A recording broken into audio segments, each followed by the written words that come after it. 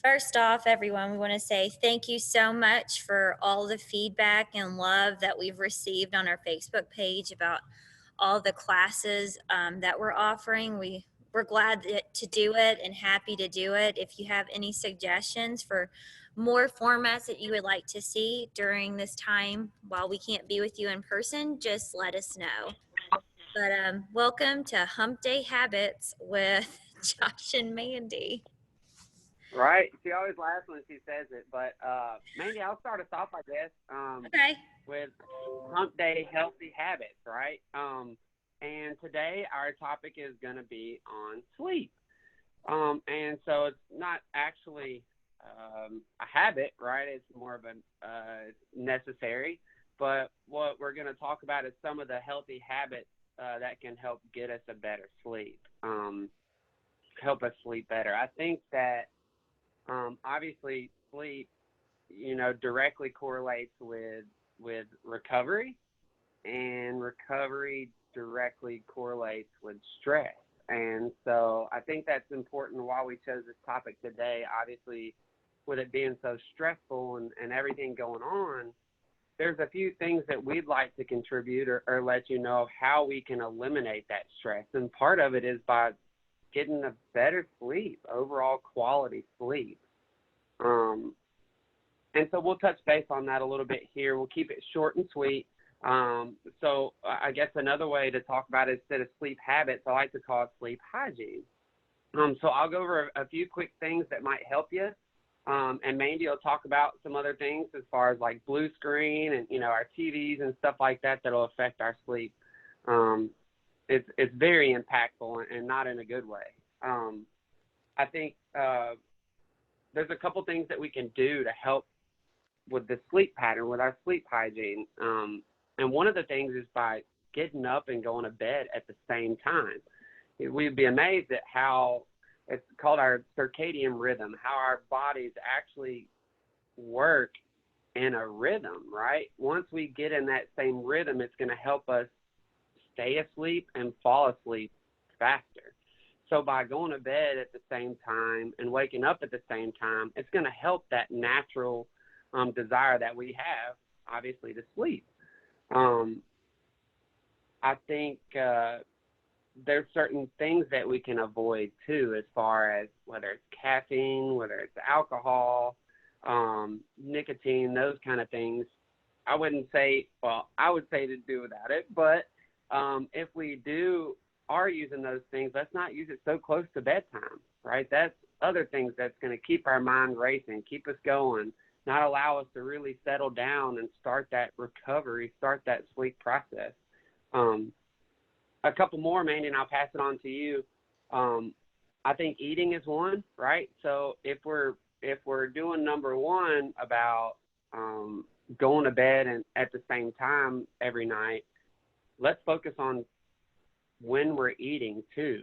Research shows that if we're able to stop eating about 3 to 4 hours before our bedtime, which is hard, I'll admit,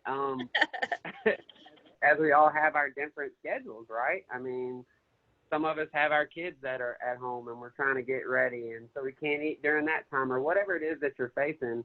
The challenge is try to be consistent. So we're giving you these habits that you can do, one by one, and I would definitely encourage you to not try all of them at once, right? So maybe it is just attempting to go to bed at the same time every night, or maybe it is not eating 3 to 4 hours before bedtime. Or here's another one. How many of you love power naps, right? Love naps, love power naps. Mandy, you like power naps? Yes, Saturday is power nap day. But I'm going to get you one here because I bet you your power naps are longer than 30 minutes, aren't they? They are. Hour and a half. And mine too. I'll admit that mine are also longer than 30 minutes. And so that's another habit that we can try to work on that's going to help with our sleep patterns throughout the longevity of the night. And obviously our favorite one is exercising regularly, right? We are a fitness department at the JCC, and through daily exercise or on an exercise routine, that's also got so many psychological, emotional benefits that's going to help with your overall sleep pattern. I'm sure you're probably tired of hearing me talk, Mandy. So I guess if you want to talk about some of the blue screen stuff, Yeah. and I how. actually I have a few more things that I do personally, just based on my sleep patterns, because my sleep's kind of all over the place with, just the way things are now, and grad school online is no joke. Right. So things that I've done to kind of help my sleep patterns is that I limit looking at my cell phone like 30 minutes till I go to bed. I actually will pick up a book that I'm just reading for fun, and we'll start reading that. And so I kind of wind down that way. Turning off all the lights and staying in a completely dark room helps you fall asleep, and making it a little bit colder in your room also helps. So those are some tips that someone's passed down to me, and they've actually been a huge benefit for my sleep routine, and just making sure that I get my 8 hours of sleep, because what a difference between my normal 5.5 and getting actual 8 hours of sleep. Like, I can think better, I can function better, and normal things of just things that come up in your day don't stress me out as much because I do have that sleep. But so since we're working at home so much, I know that I have been looking at a computer screen or a phone screen so much more than I normally would. So a few things that could really benefit you from staring so close to a screen all day is to buy some blue light glasses. Number one, they make you look really cool.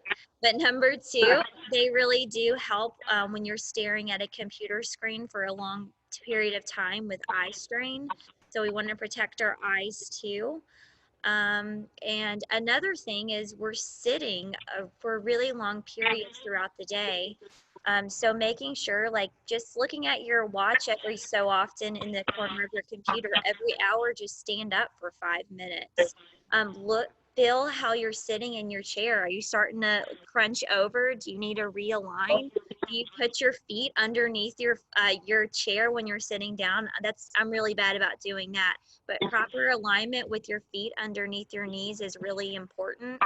And making sure that you're not slouching so you can activate your core. So you don't always have to be actually exercising to work your body, right? So just sitting with great posture, it takes a lot of effort and a lot of core work to do that. So those are little things throughout the day that you can think about while you're working from home virtually uh, with us.